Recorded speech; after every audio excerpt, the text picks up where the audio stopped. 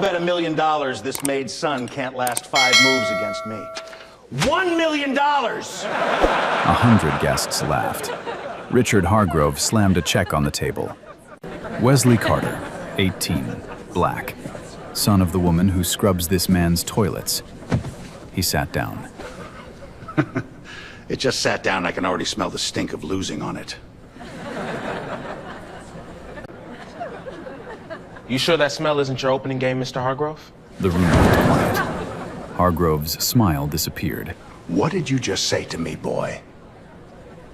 I said I'll take that bet. Hargrove smiled. All right, but when you lose, your mama gets on her knees and polishes every piece on this board with her bare hands. Tonight. Wesley placed a finger on his pawn. No fear. What nobody in that ballroom knew, this young man hadn't lost a single chess game in 4 years. But before we get to that night, before the $1 million check, the chessboard, and the moment that changed everything, you need to understand how Wesley Carter and Richard Hargrove III ended up on opposite sides of that table. Because this story didn't start in a ballroom. It started with 2 mornings that couldn't be more different. 5:15 a.m. A 1-bedroom apartment in Bridgeport, Connecticut. Wesley's alarm goes off. Not a phone, an old battery-powered clock with a crack across the face. The apartment is small, clean but small. A bus schedule is taped to the fridge. Next to it, chess puzzles printed from the public library. 6 pages, each one covered in Wesley's handwritten notes. His shoes are lined up by the door. 1 pair for school, 1 pair for tournaments, both held together with patience. Wesley sits at the kitchen table. No TV, no music. Just a magnetic chess set, missing a queen, and a battered copy of Bobby Fischer's My 60 Memorable Games. He replays positions before breakfast the way other guys scroll their phones. This is his routine, every single morning. Lorraine is already gone. She left at 4:45. 3 cleaning jobs. The Hargrove estate is the first. She irons tablecloths in a house where she's never been invited to sit down. She enters through the service door, removes her shoes at the entrance. One time, she wore the wrong pair, black sneakers instead of the plain white flats the staff was told to wear, and the house manager said, "The floors remember, Lorraine." She never made that mistake again. Now let's look at the other morning, 7 miles away, the Hargrove estate. 6 bedrooms, 4 acres, a swimming pool that gets cleaned more often than it gets used. Richard Hargrove III wakes up at 7:30 to fresh coffee and the Wall Street Journal on his nightstand. A man whose biggest daily decision is which watch to wear. Lorraine is already downstairs, pressing napkins into perfect triangles for a breakfast Hargrove will barely touch. That's the distance between these 2 lives. 7 miles on a map. A universe in every other way. Now, Wesley at school. East Side Public. Metal detectors at the front door. Lockers that don't lock. Wesley is in his senior year. 18, almost done, counting down the weeks until graduation. He moves through the hallways like a ghost. Not bullied, just unseen. The kind of student teachers forget to call on. He eats lunch alone in the back corner of the cafeteria, replaying chess positions from his book, while other students throw fries and argue about video games. One afternoon, his math teacher, Mrs. Patterson, noticed him solving a chess puzzle instead of doing his worksheet. She leaned over his shoulder. "That's a Sicilian defense. You play?" Wesley nodded. "You should try out for the school team." "We don't have one." Mrs. Patterson paused, looked at this young man, quiet, polite, invisible, and didn't know what to say. So she said nothing, and Wesley went back to his puzzle. On his backpack, there's a small enamel pin, a black knight. Most people think it's decoration. It's not. Mr. Okafor gave it to him 6 years ago, after his first tournament win. Okafor said, A night moves like no other piece. Unexpected direction. That's you, Wesley. That pin hasn't left the backpack since. Remember it. It shows up again later. Now, Hargrove. Same afternoon. Corner office, 42nd floor, Manhattan. Glass walls, a view that says, I own this city. Hargrove is on the phone bragging to a business partner about his annual charity chess event, the Hargrove Invitational. It's going to be the best one yet. I've got a Grand Master coming for commentary. ESPN connection, the whole thing. He hangs up, opens his phone, plays a quick blitz game against a low-rated bot, wins in 12 moves, smiles to himself. On his office wall, framed photos of himself shaking hands with chess grandmasters at previous galas. Hargrove at a chessboard, Hargrove holding a trophy, Hargrove with his arm around a world champion who looks like he'd rather be anywhere else. He tells his assistant, "Chess is the ultimate proof of intelligence. You can't fake it." Remember those words. They come back to haunt him. Hargrove collects rare chess sets the way other billionaires collect cars. A $200,000 ivory set, a Civil War edition, a set carved from a single piece of black walnut.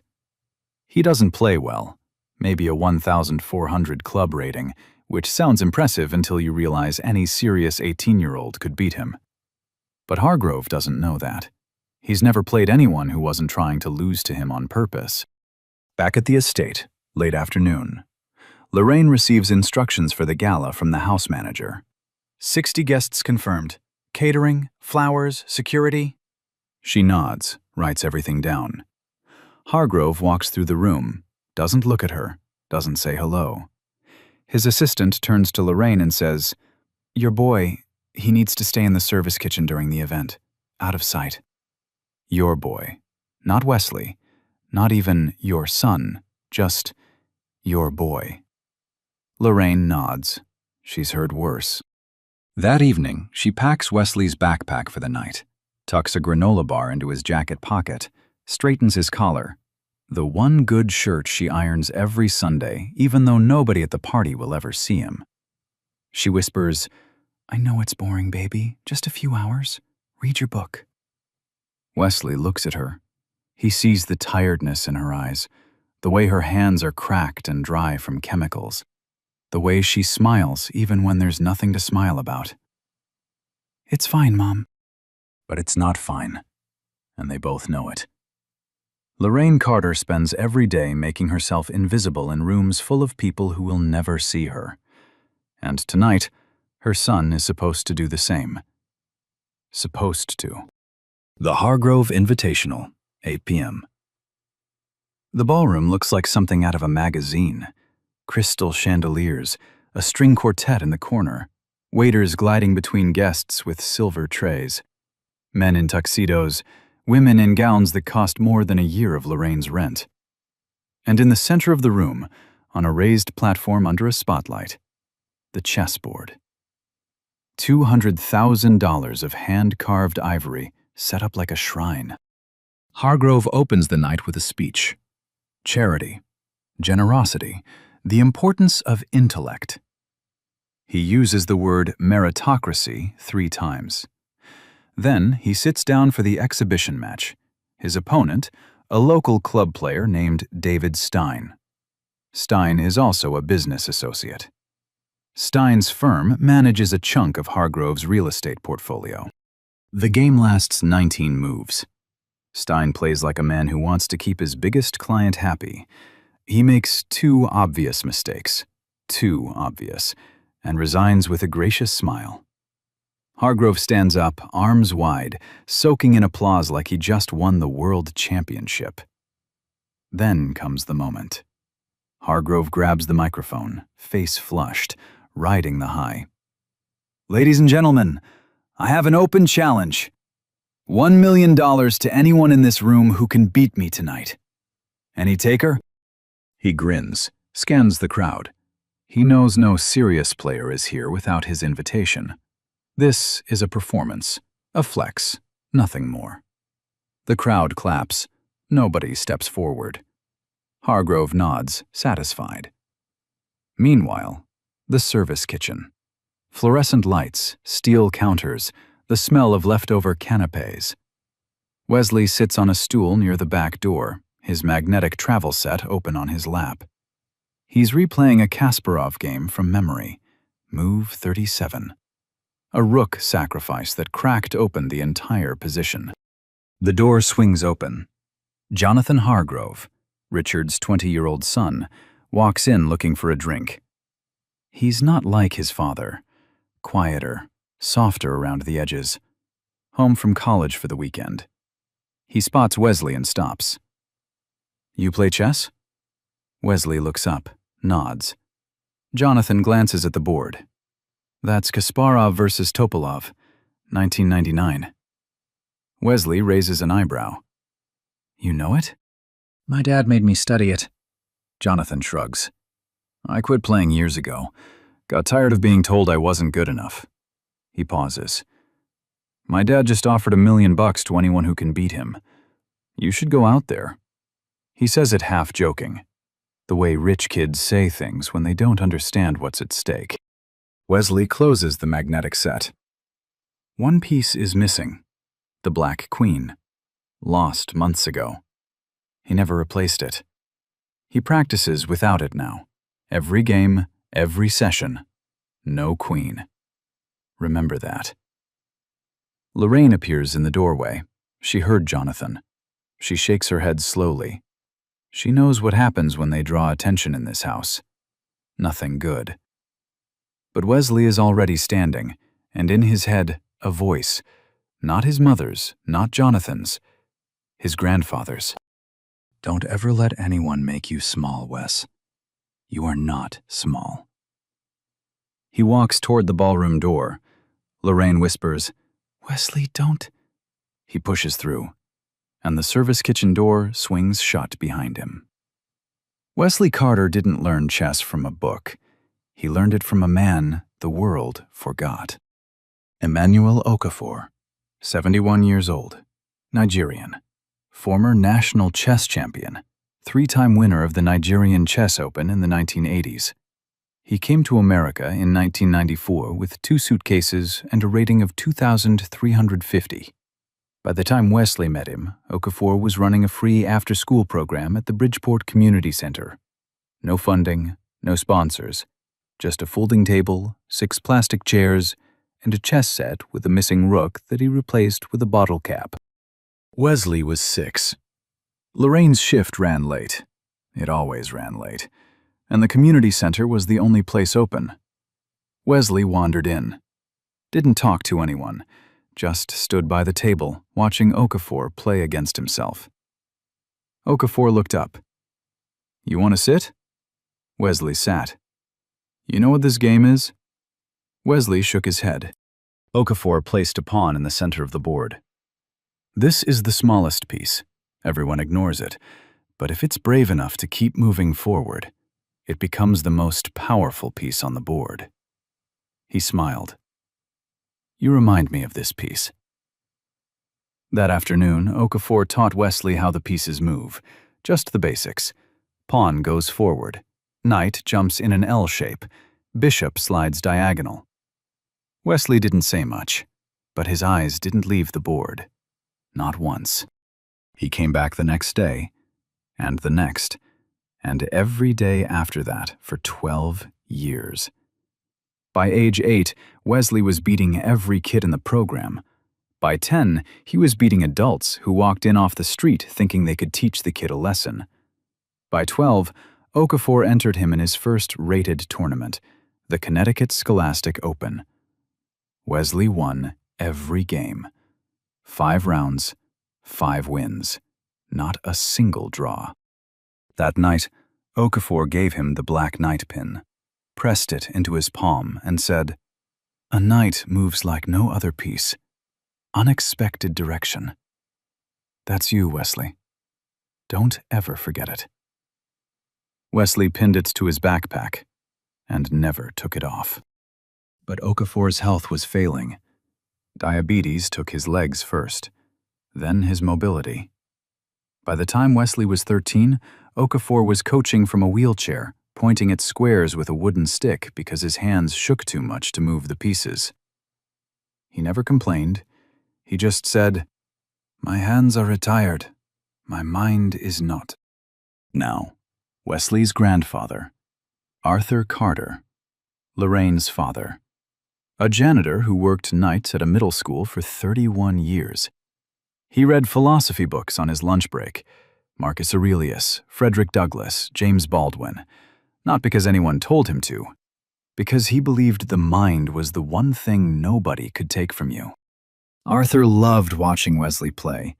He didn't understand chess, not the tactics, not the openings, but he understood the look on his grandson's face when the pieces started moving.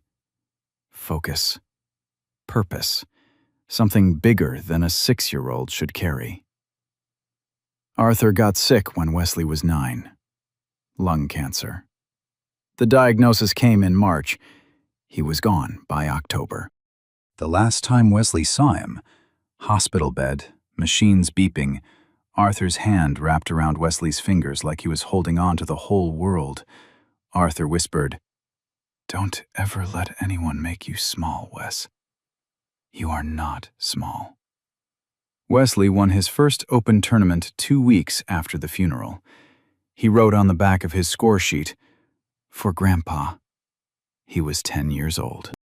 Arthur's name was the first thing Wesley thought of every time he sat down at a board. Remember that name. It comes back. Now, the record nobody knows about. 147 consecutive wins. State Scholastic Championships, 3. Open tournaments against adults twice his age, undefeated. USCF rating, 2,280. National Master Level. For context, that puts an 18-year-old young man, the son of a housekeeper, above 99% of all rated chess players in America. But here's the thing nobody understands. Wesley didn't hide his talent because he was humble. He hid it because exposure was dangerous. He registered for every tournament under his initials, WC. If Hargrove or any of Lorraine's employers found out she was driving her son to weekend chess tournaments instead of picking up extra shifts, if they thought she was being irresponsible, she'd lose the job. And losing the job meant losing the apartment. Wesley's anonymity wasn't strategy. It was survival. Lorraine missed his biggest tournament, the Connecticut State Final, because she couldn't get the day off. Wesley called her from a payphone at the venue after he won. "I won, Mom!" Lorraine was on her knees, scrubbing a bathtub in someone else's house. She pressed the phone against her ear and whispered, "I know you did, baby." She didn't know the result. She didn't need to. She just believed him. That's the young man who just walked through the kitchen door into a ballroom full of people who never learned his name. A young man with a grandfather's promise in his chest, a missing queen in his travel set, and 147 wins behind him. And a billionaire who thinks this will be easy. Wesley stepped onto the platform. The room didn't go silent. It went something worse. It went amused. Whispers floated through the crowd like smoke. "Is that the Maid's kid? What is he doing up there? Oh, this should be entertaining." Hargrove was already seated, jacket unbuttoned, legs crossed, a glass of scotch on the table beside the board, not because he needed it, but because it looked good. He watched Wesley pull out the chair and sit down the way a cat watches a mouse walk into the open. "Ladies and gentlemen," Hargrove announced, loud enough for the back row, "it seems we have a challenger after all. Lorraine's boy wants to play." He turned to the crowd. "Let's be generous, shall we? Let's give him a moment he can tell his friends about." Applause. Polite. Condescending. The kind you give a kid at a talent show before they've even started. Elena Voss sat at the commentary table, microphone in front of her, a small monitor showing the board position. She'd been hired to provide expert color for the evening, a grandmaster lending credibility to Hargrove's vanity project. She watched Wesley sit down with no reaction on her face. Then her eyes dropped to his backpack, leaning against the leg of his chair. The black night pin. She tilted her head, picked up her phone, started typing something. Nobody noticed. All eyes were on the board. Hargrove played white. He opened with the Italian game, pawn to e4, knight to f3, bishop to c4. Classic. Textbook. The kind of opening you learn in your first month of chess. Here's the thing about the Italian game. It's like opening a conversation with a firm handshake. Solid, traditional, says, I know what I'm doing, but doesn't say much else. It's safe. And safe was exactly what Hargrove wanted. Get in, crush the kid in 15 moves, take a bow. Wesley responded instantly, no hesitation. Knight to f6, the two knights defense. If Hargrove's opening was a handshake, Wesley's response was a shove. The two knights defense is aggressive. It says, I'm not here to shake hands, I'm here to fight. Hargrove didn't notice the difference. He played his standard attack. Pawn push, bishop development, castling kingside. He was following a script. The same script he always followed. The same script that worked against David Stein 30 minutes ago. Wesley didn't follow any script. Move 6. Wesley pushed a pawn into the center and left it hanging, undefended. A free piece. Hargrove stared at it for about 4 seconds, then took it. Smiled. Looked at the crowd like, see, the kid's giving away pieces already. But here's what Hargrove didn't understand. And here's where you need to pay attention. In chess, every piece has a value. A pawn is worth 1 point, a knight or bishop, 3, a rook, 5, a queen, 9. Wesley just gave up a pawn for free. 1 point. Gone. Hargrove won the material. But Wesley wasn't playing for material. He was playing for position. Think of it like this. Imagine a battlefield. Hargrove just picked up a single coin off the ground. While he was bending down to grab it, Wesley moved his soldiers to the top of every hill. He controlled the center of the board, the 4 most important squares, with his knights and pawns working together like a wall. Hargrove had an extra pawn. Wesley had the high ground. And in chess, the high ground wins wars. By move 8, something shifted. Wesley's pieces weren't just developed, they were coordinated. His 2 knights supported each other. His bishop cut a long diagonal across the board like a sniper. His rook was already connected, ready to swing into action. Every piece had a purpose. Every piece had a job. Hargrove's side of the board looked different. His pieces were scattered. A knight on the rim doing nothing. A bishop blocked by his own pawns. His rooks still sitting on their starting squares, disconnected. He'd been so focused on grabbing that free pawn that he forgot to build anything behind it. By move 10, Hargrove's smile was gone. He leaned forward, loosened his tie, just slightly, like he didn't want anyone to see. He stared at the board the way a man stares at a parking ticket, thinking there must be some mistake. There was no mistake. Elena Voss leaned toward her microphone. She'd been quiet until now, watching, calculating, running lines in her head. She spoke calmly, but every chess player in the room felt the weight of her words.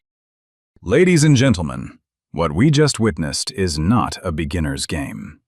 This young man executed a positional pawn sacrifice, deliberately giving up material to seize control of the center. This is a concept you see at grandmaster level preparation. This is not luck. This is theory. The room stirred. Champagne glasses lowered. Conversations stopped mid-sentence. A woman near the front put her hand over her mouth. Elena looked at her phone. The search results were loaded. She read them.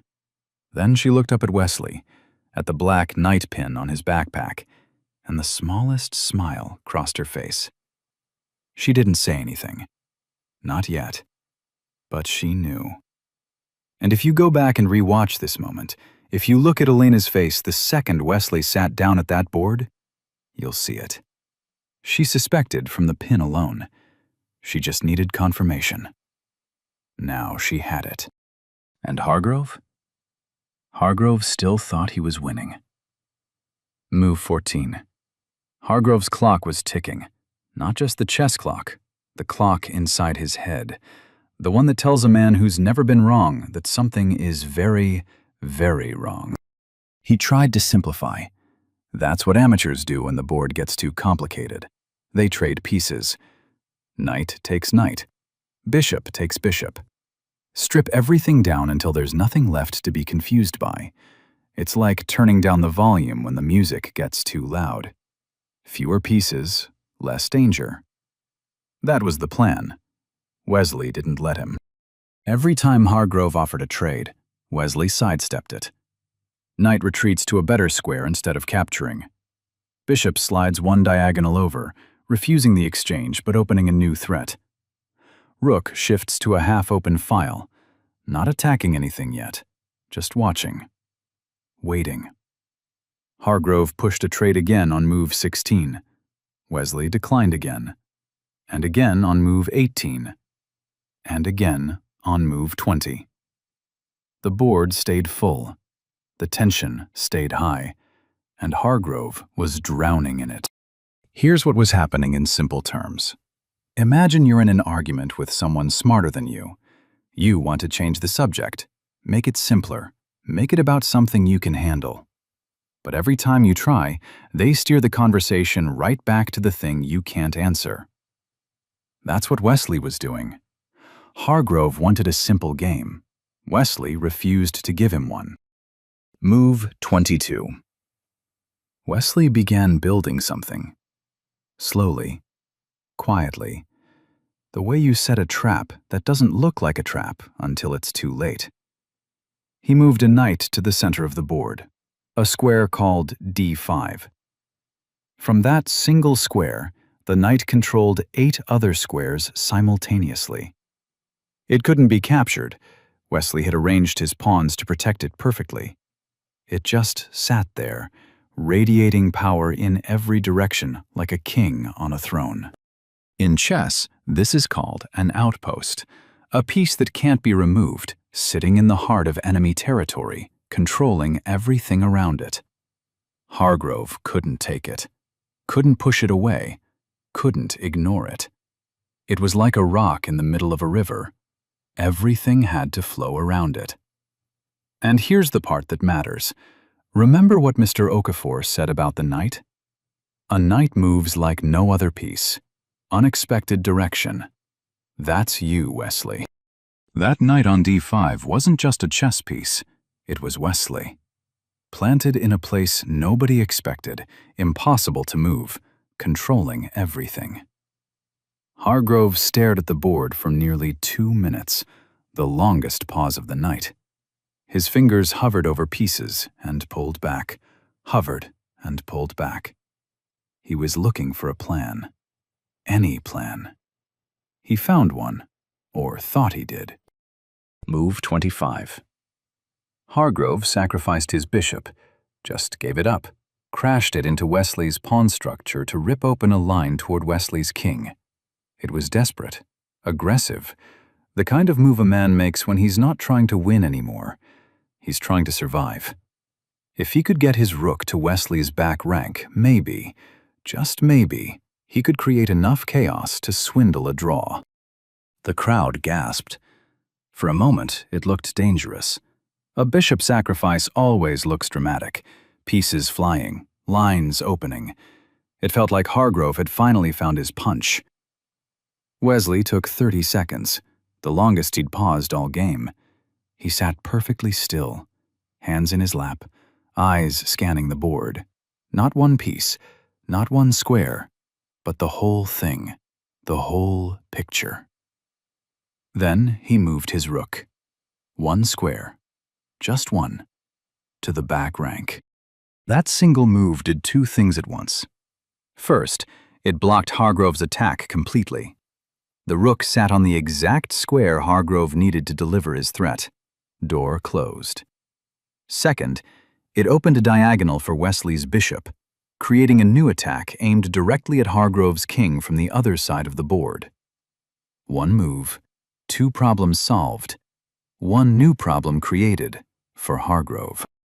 This is the difference between a player who memorizes moves and a player who sees the board. Hargrove attacked with force. Wesley responded with precision. Force is loud, precision is quiet, and precision wins. Hargrove leaned back in his chair. For the first time all night, he didn't look angry. He looked confused, genuinely confused, like a man who walked into his own house and found the furniture rearranged. Now, this is the moment you need to see. Not on the board. Off the board. Lorraine Carter was standing at the edge of the ballroom. She'd followed Wesley out of the kitchen. She didn't walk to the front. She stayed near the back, half hidden behind a marble column, hands clasped in front of her, watching from the shadows the way she'd spent her whole life watching, from the edges, from the places where nobody notices you. She didn't understand the moves. She didn't know what an outpost was, or why the rook mattered, or what a pawn sacrifice meant. But she understood faces. And every single face in that room, every billionaire, every guest, every tuxedo and evening gown, was staring at her son. Not laughing, not smirking. Staring. The way you stare at something you can't explain. A woman standing near Lorraine, diamond earrings, champagne in hand, leaned over and whispered, "Is that your son?" Lorraine nodded. Barely. "He's extraordinary." Lorraine's eyes filled. She didn't wipe them. She just stood there, hands clasped so tight her knuckles went pale, watching her son sit at a table where she'd spent years not being allowed to sit, and own it. This woman, who enters through the service door, who removes her shoes so she doesn't mark the floor, who has never once been asked her last name in this house, was watching her son make a billionaire sweat. And for the first time in a very long time, Lorraine Carter was not invisible. Elena Voss had seen enough. She'd been quiet for the last 10 moves, watching, calculating, letting the board speak for itself. But now she picked up the microphone. Not rushed, not dramatic. The way a doctor delivers a diagnosis. Calm, factual, and irreversible. "Ladies and gentlemen, I'd like to share something with you." The room turned to her. The young man sitting across from Mr. Hargrove is Wesley Carter. He is currently rated 2,280 by the United States Chess Federation. That's national master level. He has not lost a single rated game in 4 years. 147 consecutive wins. He has won 3 Connecticut State Scholastic Championships. He is, by every measure I know, one of the strongest young players in this country. She paused. Let it land. He is 18 years old, and he is the son of the woman who cleans this house. Silence. Not the polite kind, the kind that punches you in the stomach. Then, murmuring. Low at first, like a wave building offshore. Heads turning, mouths opening. A man near the bar set his drink down and said, "Wait. What?" A woman pulled out her phone and started recording. Another one followed. Then 3 more. Hargrove heard every word. His jaw tightened. His eyes flicked from Elena to the crowd to the board and back. And there it was. Not just embarrassment. Something uglier.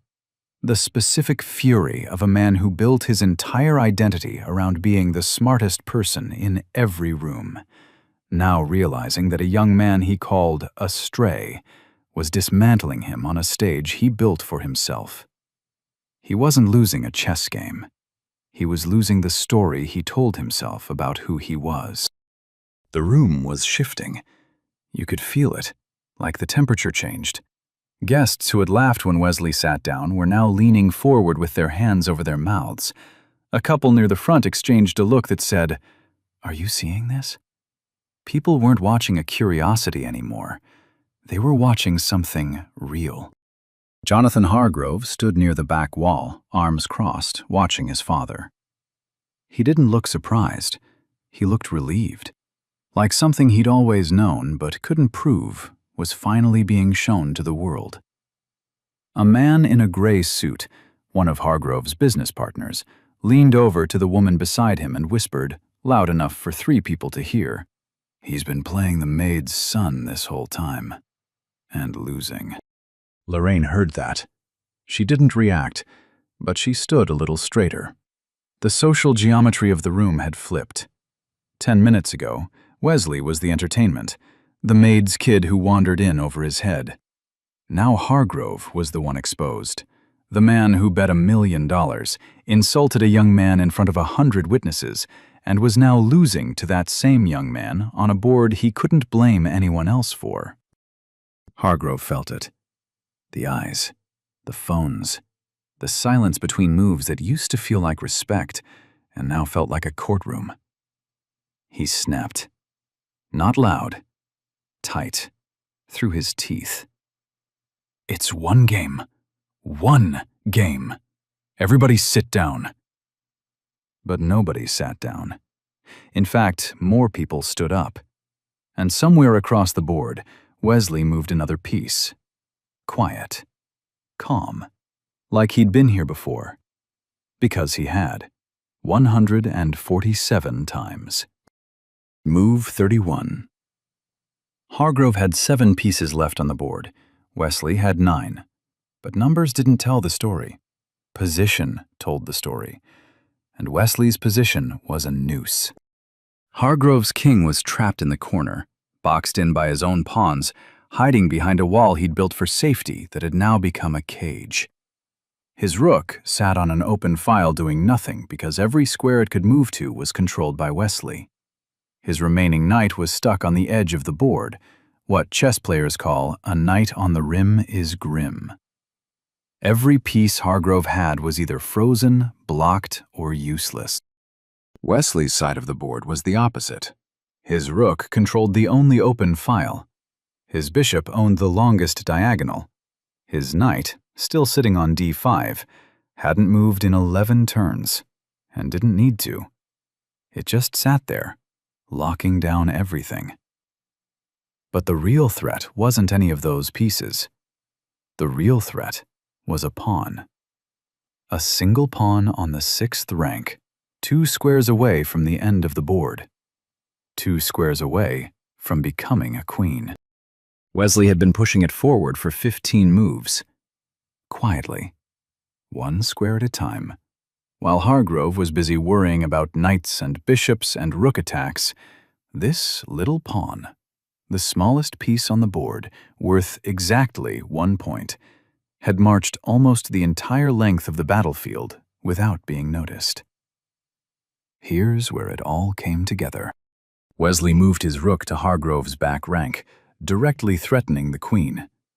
Hargrove now had 2 choices: move the queen and lose his rook, or keep the queen where it was and watch Wesley's pawn reach the 8th rank. In chess, when a pawn reaches the other end of the board, it transforms. It becomes any piece you want. And 99 times out of 100, you choose a queen, the most powerful piece in the game, worth 9 points, created from 1. Hargrove moved his queen. He had to. Wesley captured the rook. Then Wesley pushed the pawn.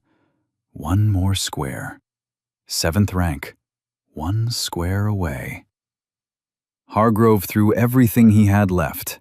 Queen to f7. Check. Trying to force a trade, a distraction, anything.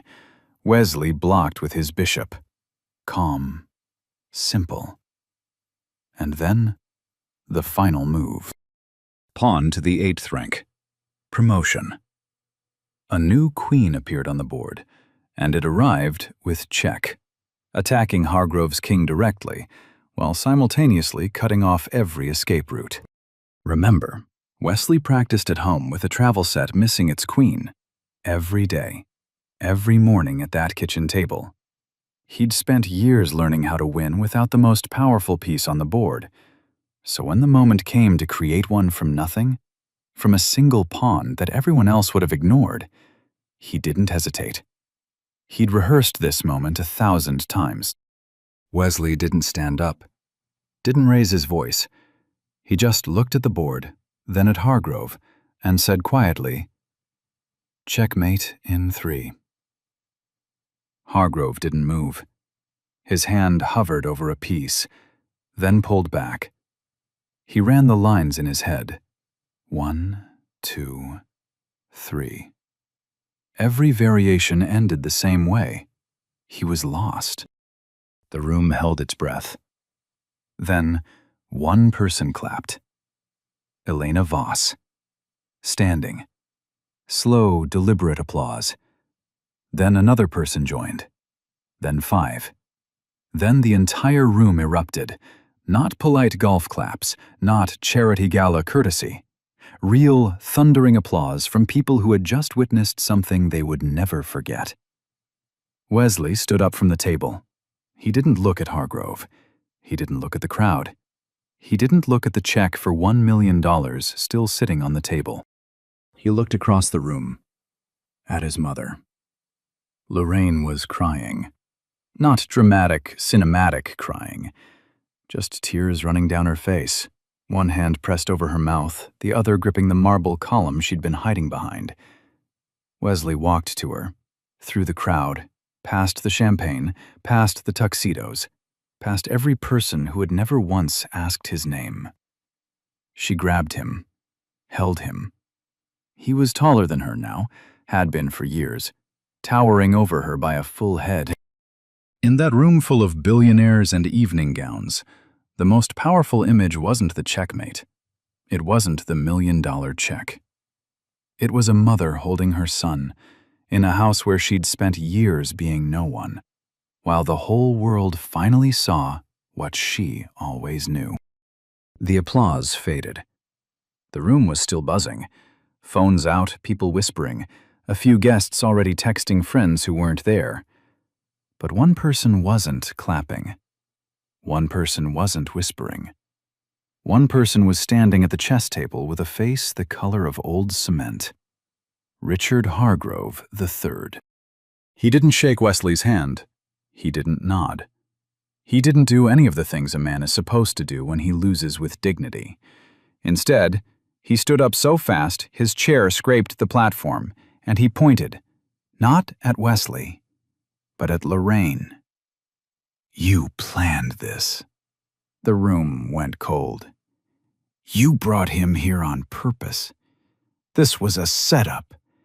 You used my own house, my own event, to humiliate me." Lorraine opened her mouth, but nothing came out. 30 years of swallowing words will do that to a person. She just stood there, holding Wesley, shaking her head slowly. Hargrove turned to the crowd, arms wide, performing outrage like a man who's spent his whole life turning accusations into applause. "Do you see what happened here? I open my home. I offer a generous challenge, and the help rigs the game." Silence. But a different kind now. Not the silence of a room that agrees. The silence of a room that's watching a man dig his own grave and deciding whether to hand him a bigger shovel. Elena Voss picked up her microphone. She didn't stand, didn't raise her voice. She spoke the way grandmasters play, precise, unhurried, every word exactly where it needed to be. "Mr. Hargrove, no one planned anything." He turned to her. "You made a public challenge. A player in this room accepted. The game was played on your board, under your rules, in your house, in front of your guests. There was no setup. There was no trick." She paused. "The only surprise here is that you assumed the smartest person in this room couldn't possibly be the one you never bothered to look at. The room exhaled. A few people nodded. Someone in the back said, "She's right," loud enough for 20 people to hear. Hargrove's mouth opened, closed, opened again. He looked like a fish pulled out of water, gasping for a comeback that wasn't coming. Wesley stepped forward, not toward Hargrove, just forward, enough to be heard. His voice was steady, quiet. The same voice that said, "Your move 2 hours ago." "You said something earlier tonight, Mr. Hargrove. You said chess is the ultimate proof of intelligence. You can't fake it." Wesley looked at the board, the pieces still frozen in their final position. "Those were your words, not mine." He paused. "You were right. You can't fake it." That was it. No shouting, no victory speech, no dramatic takedown. Just an 18-year-old young man holding up a mirror and letting a billionaire see his own reflection. And the reflection was ugly. Hargrove didn't respond. There was nothing to respond with. His own words, his own challenge, his own board, his own rules. Every weapon he'd built had been turned back on him by a young man who weighed 160 pounds and still had a few weeks left until graduation. He straightened his jacket, looked around the room one more time, searching for allies, for sympathetic faces, for anyone who still saw the world the way he did. He found none. He walked off the platform, through a side door. Gone. The ballroom buzzed. People were already replaying what they'd just seen, not the chess, but the confrontation. Elena's words, Wesley's words, Hargrove's collapse. 6 phones had been recording, 6 different angles of the same unraveling. The video was online before Lorraine and Wesley reached their car. By morning, it had 2 million views. By Wednesday, it had 8 million. By the end of the week, 14 million. The comment sections were a wildfire. Hashtag Justice for Wesley started trending by Thursday afternoon. And then something happened that nobody expected. Jonathan Hargrove, Richard's own son, posted a video. No script, no publicist, just a 20-year-old college student sitting in his dorm room looking at the camera with red eyes. "What my father did was wrong. What he said was wrong. Wesley Carter deserved better. His mother deserved better. And I'm sorry I didn't say something sooner." That video got 9 million views in 48 hours. And Richard Hargrove III, the man who said chess was proof of intelligence, suddenly couldn't outsmart the internet, his own guests, or his own son. 2 weeks after that night, Wesley Carter's life looked nothing like it did before. The first call came from the Whitmore Academy, one of the top preparatory schools on the East Coast. But Wesley was 18, about to graduate. So the offer came in a different form. A full college scholarship.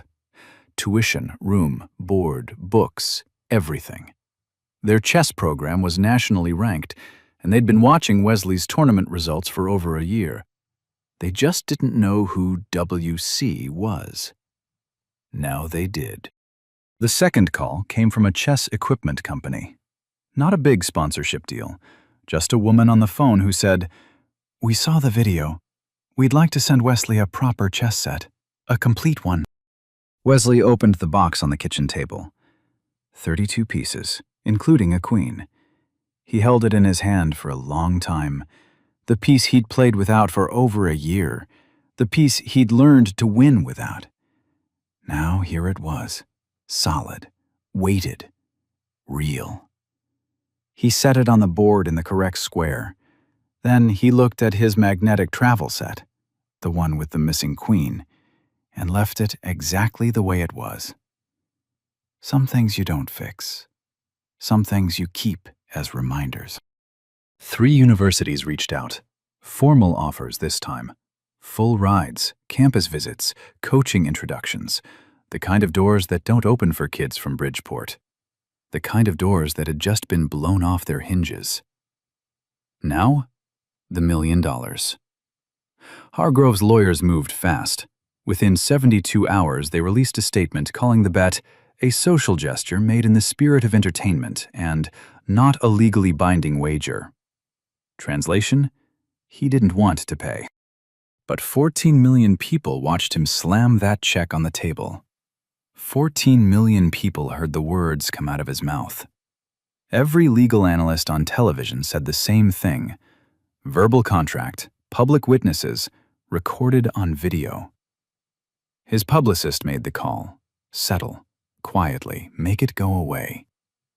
But Wesley didn't want it to go away quietly.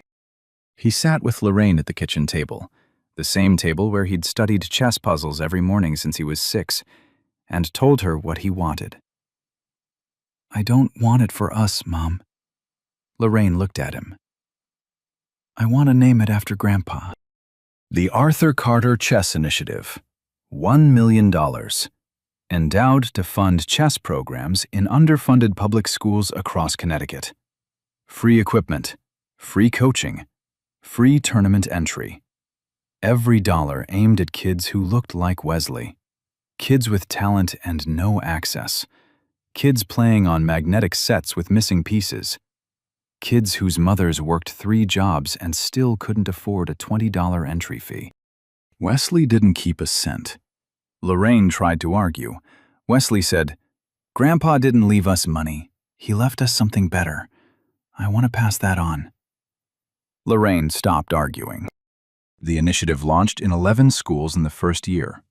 63 kids signed up in the first month. By the end of the year, 2 of them had qualified for their first rated tournaments. One of them, a 7-year-old girl named Maya, walked up to Wesley after a Tuesday coaching session and asked, "Were you always good at this?" Wesley laughed. The kind of real, unguarded laugh that people who carry too much rarely let out. "No, I was just stubborn." Maya nodded like that made perfect sense, went back to her board, played a move Wesley hadn't taught her. He smiled. Okafor would have liked that. Now, Hargrove. Richard Hargrove III was not destroyed. That's important to say. This isn't a story where the villain gets arrested or goes bankrupt. Real life doesn't work like that. But Hargrove was diminished, and for a man who measured everything by status, diminished was worse than destroyed. He stepped down from 2 charity boards within a month. The Hargrove Invitational was not held the following year. No announcement, no explanation. The website just went dark. A profile piece in the New York Times revisited how he treated his household staff. 3 former employees went on record. The details were small. No single one was a scandal. But together, they painted a portrait of a man who saw the people around him as furniture. The ivory chess set, $200,000, went into storage. A guest from the gala told a reporter, "I don't think he can look at a chessboard anymore without seeing that young man's face." 1 year later. Wesley Carter, 19, competed in the United States Junior Championship. He didn't win. He finished 3rd. Lost 2 games, one to a 21-year-old from New York, one to a 20-year-old from Texas who played the most aggressive Sicilian defense Wesley had ever faced. He cried after the Texas game, sat in a hallway outside the playing hall, head in his hands. Lorraine sat next to him, didn't say anything, just put her hand on his back. The next morning, Wesley walked back into the playing hall and won his final game in 26 moves. This isn't a fairy tale where Wesley never loses again. He lost. He'll lose more. But he came back the next morning and played. That's the part they don't put in movie montages. The boring, unglamorous willingness to lose and return. He still visits Mr. Okafor every Saturday. Okafor can't play anymore. Hands shake too badly to move the pieces. But he watches Wesley's games on a tablet, following along move by move. and he still catches mistakes. "Move 23, he says, tapping the screen with a trembling finger. "You rushed. You know better." Lorraine no longer works for the Hargrove family. She has a new job, school administrative assistant, regular hours, benefits, weekends off. She still straightens Wesley's collar before every tournament. Some things don't change. Some things shouldn't. And now, I need to talk to you directly. Wesley Carter isn't real. But the young man sitting in a classroom right now with a talent no one's noticed, the mother working 2 jobs hoping someone will finally see her child, they are real. They're out there right now, and they don't need someone to save them. They just need someone to stop looking away. If this story moved you, subscribe. We tell stories like this every week. Hit the bell so you don't miss the next one. Share this with someone who needs to hear it today. And before you go, one question. Who was the first person who saw something in you that nobody else did? The teacher, the coach, the grandparent, the stranger who said one sentence at the right time. Drop their name in the comments. Let them be seen too. Because everybody deserves to be seen. Hashtag Justice for Wesley. So Wesley Carter won $1 million from the man his mother cleans toilet for, and he didn't keep a single cent. He named it after his grandfather, Arthur Carter, a janitor who read philosophy on his lunch break. That money now funds free chess program in 11 public schools. 63 kids sign up the first month. Kids with borrowed sets and missing pieces that like Wesley. But here's what I keep coming back to. Richard Hargrove spent his whole life buying proof that he was smart. Trophy ivory that says a re-exhibition match. Wesley spent 12 years at the kitchen table with a broken clock and a set missing each screen. One of them knew an image, the other one knew something real. And when they finally sat across from each other, the truth didn't need an introduction. So let me ask you this. How many people in your life are you not really seeing? And how many people in your life are not really seeing you? Who was the first person who looked at you, really looked, and saw something no one else did? Drop their name in the comments. Let them be seen too. Share this with someone who needs to hear it today. Subscribe. We tell stories like this every week. And the next one is gonna make you rethink everything you thought you knew about forgiveness, because everybody deserves to be seen.